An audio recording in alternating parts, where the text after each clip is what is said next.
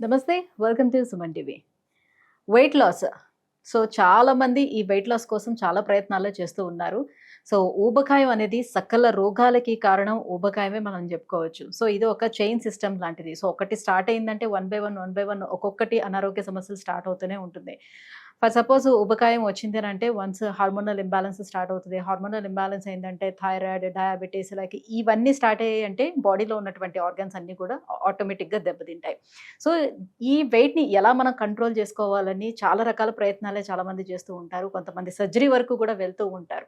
So అంతవరకు వెళ్ళకుండా అసలు న్యాచురోపతిలోని ఎలాంటి ట్రీట్మెంట్స్ దీనికి అందుబాటులో ఉన్నాయి? సో ఎటువంటి ఇబ్బంది పడకుండా న్యాచురోపతి ట్రీట్మెంట్ తోటి మనం ఎలా వెయిట్ లాస్ అవ్వచ్చు?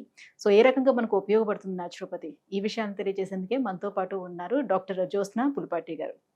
హలో మ్యామ్, నమస్తే. నమస్తే అండి.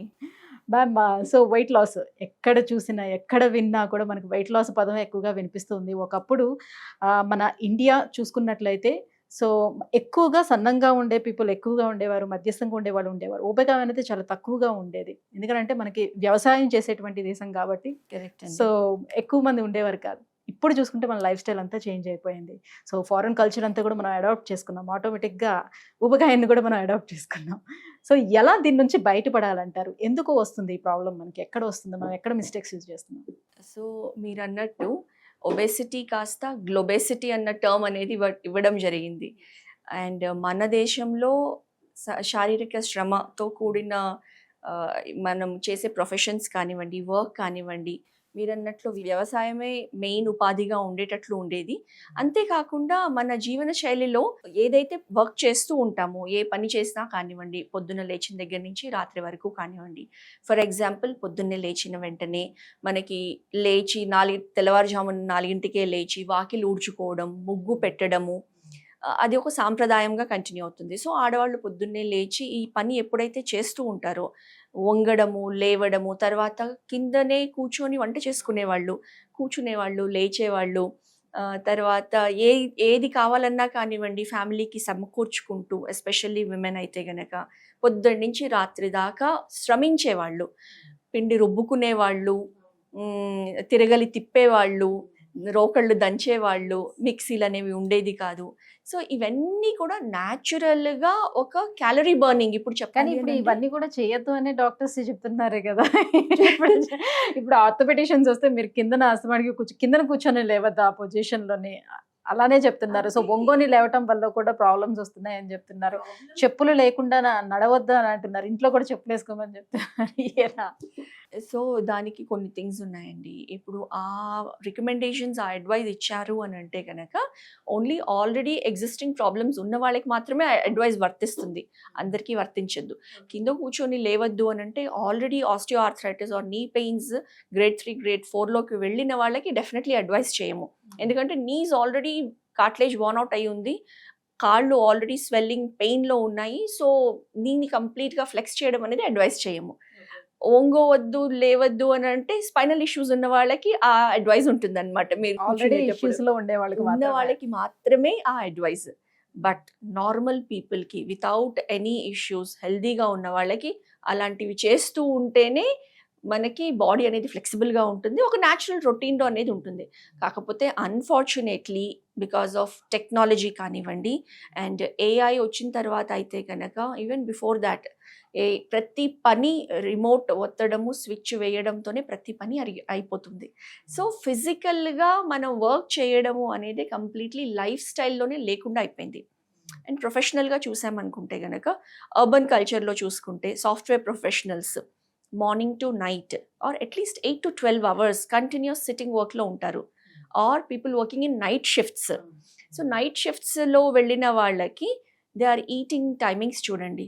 వాళ్ళు డిన్నర్ ఎప్పుడు 12 o'clock చేస్తారు, ఎర్లీ మార్నింగ్ తినేసి పడుకుంటారు. They wake up at a very different time. So బాడీలో ఉండే ఆ సర్కేడియన్ రిథమ్ అనేది కంప్లీట్లీ ఆన్ అ టాస్ అనేది ఉంది. So this will lead to hormonal imbalances in the body. And ఒకసారి చిన్నగా హార్మోనల్ ఇంబ్యాలెన్స్ స్టార్ట్ అయింది అని అంటే ఆటోమేటిక్గా it affects the first thyroid problems కానివ్వండి, విమెన్లో అయితే కనుక menstrual cycles disturbances, PCOS, PCOD. And మెన్లో అయితే కనుక డిపెండింగ్ అపాన్ మిడిల్ ఏజ్ 30sలో వచ్చింది అని అంటే కనుక బ్లడ్ ప్రెషర్ ఇష్యూస్ కానివ్వండి, స్లోలీ డయాబెటీస్, ఇలాంటివి లైఫ్ స్టైల్ డిసీజెస్ అనేది డెవలప్ అవుతూ ఉన్నాయి. సో బేసిక్గా చూస్తే it is all about the life style management. మన దినచర్యలో ఎప్పుడైతే ద క్యాలరీ ఇంటేక్, సో మనం ఇప్పుడు ఫుడ్ కూడా మాట్లాడుకోవాలి డయట్ గురించి.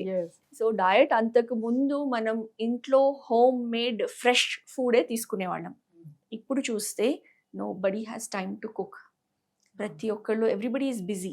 సో ఇన్స్టెంట్ గా ప్రిపేర్ అయిపోయేవి ఏమున్నాయో అవి చూసుకుంటున్నాం. ఎగ్జాక్ట్లీ, ఇన్స్టెంట్గా ప్రిపేర్ అయిపోయేవి చూడడమే కాకుండా ఇప్పుడు ఆర్డర్ పెట్టేస్తున్నాం.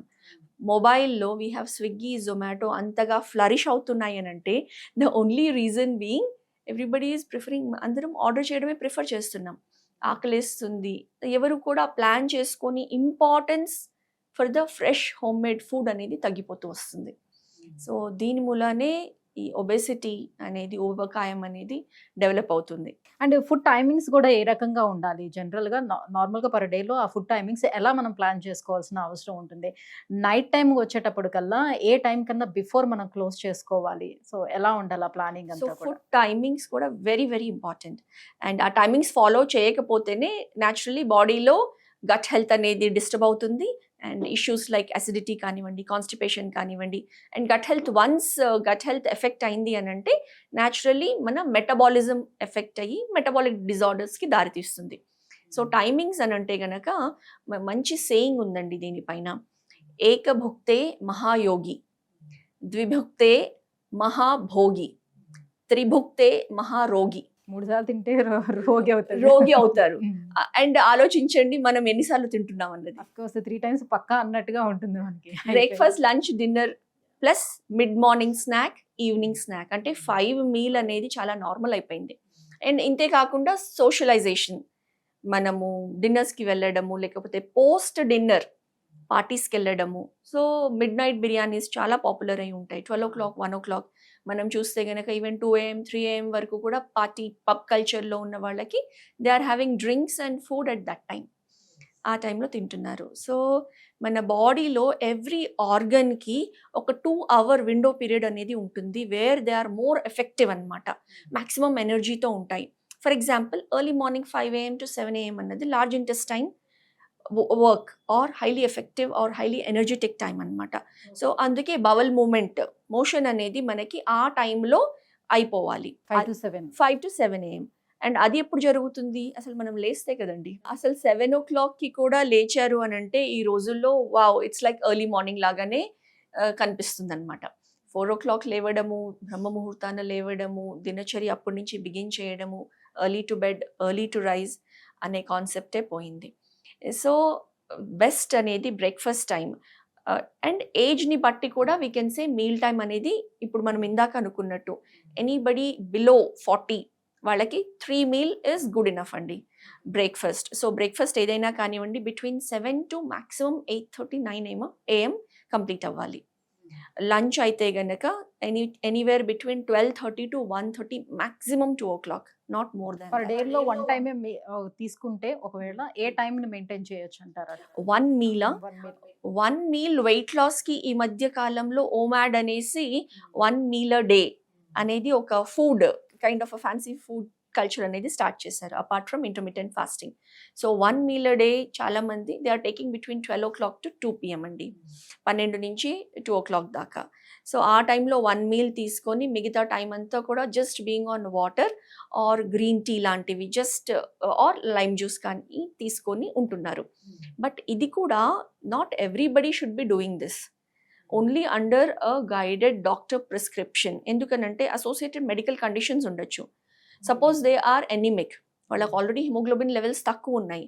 అండ్ యూజువలీ ఇండియాలో on an average not more than 10 haemoglobin 10 gram% ఉండడమే చాలా అరుదు అనమాట. So they might not be knowing.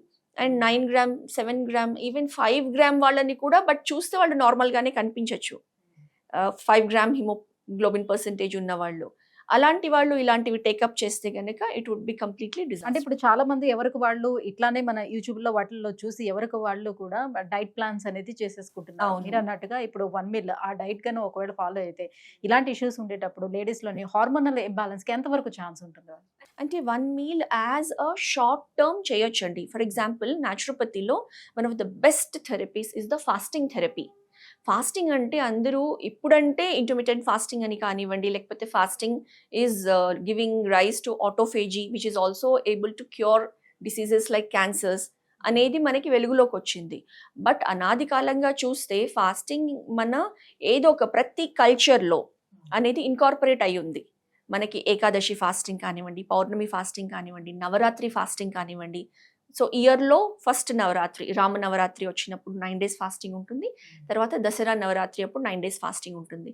అంటే ఈ ఫాస్టింగ్ ఎక్కడైతే మితాహారం తీసుకుంటామో, ఎవరి పరిధిని బట్టి, ఎవరి ఓపికని ఆర్ ఎవరి బాడీ కండిషన్ని బట్టి ఫాస్టింగ్ అంటే జస్ట్ ఫ్రూట్స్ పైన ఉండొచ్చు, జస్ట్ మిల్క్ అండ్ రా వెజిటబుల్స్ పైన ఉండొచ్చు, లేకపోతే ప్లెయిన్ జ్యూసెస్ పైన ఉండొచ్చు. సో ఫాస్టింగ్లో ఇన్ని వేరియేషన్స్ ఉన్నాయి. బట్ ఏ ఫాస్టింగ్ అయినా కానివ్వండి, it will help in detoxification, body క్లెన్జింగ్కి హెల్ప్ చేస్తుంది. ప్లస్ దాంతోపాటు ఆటోమేటిక్గా వెయిట్ లాస్ అవుతుంది, రేట్ ఇంక్రీజ్ అవుతుంది. సో దీంతో వెయిట్ లాస్ అనేది షార్ట్గా అవుతుందండి. కాకపోతే ఎవరైతే మెడికల్ కండిషన్స్లో ఉన్నవాళ్ళు ఖచ్చితంగా డాక్టర్ అడ్వైస్ తీసుకునే ఇలాంటి ఫాస్ట్కి వెళ్ళాలి అని అనుకున్నప్పుడు అండర్ గైడెన్స్ చేయాలన్నదే we would recommend. So generally న్యాచురోపతిలోని ట్రీట్మెంట్ ఎలా ఉంటుంది వెయిట్ లాస్ కి? ప్రొసీజర్ అనేది ఎలా ఉంటుంది? వెయిట్ లాస్ ఫస్ట్ మొత్తం బాడీ అసెస్ చేసిన తర్వాత బాడీ కాంపోజిషన్ అనాలిసిస్ కూడా చేసి, బికాజ్ మనకి ఇప్పుడు ఈ లేటెస్ట్ టూల్స్ అవైలబుల్ ఉన్నాయి. సో అనాలిసిస్ చేసిన తర్వాత వాళ్ళ మజిల్ పర్సంటేజ్ ఎలా ఉంది, ఫ్యాట్ పర్సంటేజ్ ఎలా ఉంది, ఏరియా వైజ్ ఫ్యాట్ పర్సంటేజ్ ఎలా ఉంది. So slowly first we will recommend them on the diet అండి. Plus exercise in the form of yoga. ఎందుకనంటే అన్ని ఎక్సర్సైజెస్ మంచిదే, different types of exercises including walking కానివ్వండి, రన్నింగ్, జాగింగ్, జిమ్మింగ్, స్విమ్మింగ్, ఎటువంటి outdoor playing, dancing, any physical activity is very good. కానీ yoga has an edge over all these physical activities. ఎలా అనంటే yoga works on the cellular level and hormonal level. So ఈ hormonal imbalances ఏవైతే మూల కారణంగా ఉంటాయో ఒబెసిటీకి దారితీసి, యోగా చేసినప్పుడు స్పెసిఫిక్ ఆసనాస్ అండ్ సూర్య నమస్కారాస్ అద్భుతంగా హెల్ప్ చేస్తుంది. ద క్యాలరీ బర్నింగ్కి కానివ్వండి, బాడీ ఫ్లెక్సిబిలిటీకి కానివ్వండి, ఇంటర్నల్ ఆర్గన్ స్టిమ్యులేషన్కి కానివ్వండి.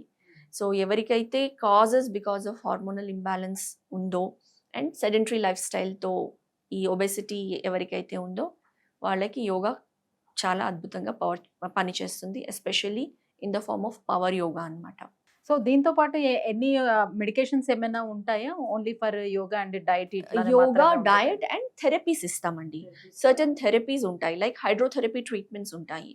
It can be steam bath కానివ్వండి, సోనా బాత్ కానివ్వండి, మసాజ్ థెరపీ కానివ్వండి, ఆర్ సర్టన్ టక్ ట్రీట్మెంట్ సెషన్స్ కానివ్వండి, లేకపోతే సమ్ సపోర్టివ్ థెరపీస్ ఏవైతే they will help in increasing the muscle tone కానివ్వండి, or increasing the metabolic rate of the body కానివ్వండి. ఎందుకంటే someone who is morbidly obese, 100+ kgs వాళ్ళు ఉన్నారు, వాళ్ళు ఇనీషియల్గా యోగా చేయాలి, డయట్ చేయాలి అని అంటే it will be very difficult for them to start with. అదే అడగబోతున్నాను నేను కూడా. సో అంత లావుగా ఉండే వాళ్ళు జనరల్ అనుకునేది ఏంటంటే మనం తగ్గాలి అని అంటే, ఈ రకంగా తగ్గాలి అని అంటే చాలా కష్టం అవుతుంది, మనం చాలా హార్డ్ వర్క్ చేయాల్సి ఉంటుంది కదా. సో బోల్డ్ అంత ఫ్యాట్ మన బాడీలో ఉంది, సో అదంతా బయటికి తీస్తే గానీ అది అవ్వదు అని అనుకుంటారు. సో అలాంటి వాళ్ళకి ఇది న్యాచురోపతి ఎంతవరకు యూజ్ అవుతుంది? న్యాచురోపతి చాలా బాగా యూజ్ అవుతుందండి. ఎందుకంటే what we start with is very గ్రాడ్యువల్గా ఒక డిసిప్లిన్డ్ సిస్టమ్ని మనం వాళ్ళకి అడాప్ట్ చేయిస్తామన్నమాట. అండ్ అలాంటి వాళ్ళకి క్విక్గా ఏదో మ్యాజికల్గా తగ్గిపోయేది అనేది జరగదు. It will take time. ఒక 10 kgs తగ్గాలి అని అంటే అట్లీస్ట్ ఒక 3 months టైం ఈజీగా పడుతుంది. If someone has to reduce 20 kgs 6 months to or plus time, వాళ్ళకున్న కండిషన్స్ని బట్టి మనం ముందే రికమెండ్ చేస్తాం. సో ఇయర్స్ చూస్తున్నారు కదా, సాధారణంగా ఊబకాయం ఉండే వాళ్ళకి ఆల్రెడీ హెల్త్ ఇష్యూస్ అనేది చాలా ఉంటాయి. ఇన్ని హెల్త్ ఇష్యూస్ ఉండేటప్పుడు సర్జికల్గా వెళ్ళడం కూడా చాలా డేంజరస్గానే డాక్టర్స్ కూడా చెప్తూ ఉంటారు. సో అవన్నీ కంట్రోల్లోకి తెచ్చుకుంటే కానీ మేము కూడా సర్జికల్గా అసలు వాళ్ళు రిఫర్ కూడా చేయరు అనమాట. సో అలాంటి వాళ్ళకి న్యాచురోపతి అనేది గుడ్ ట్రీట్మెంట్గా చెప్తున్నారు డాక్టర్ గారు. థ్యాంక్ యూ అండి.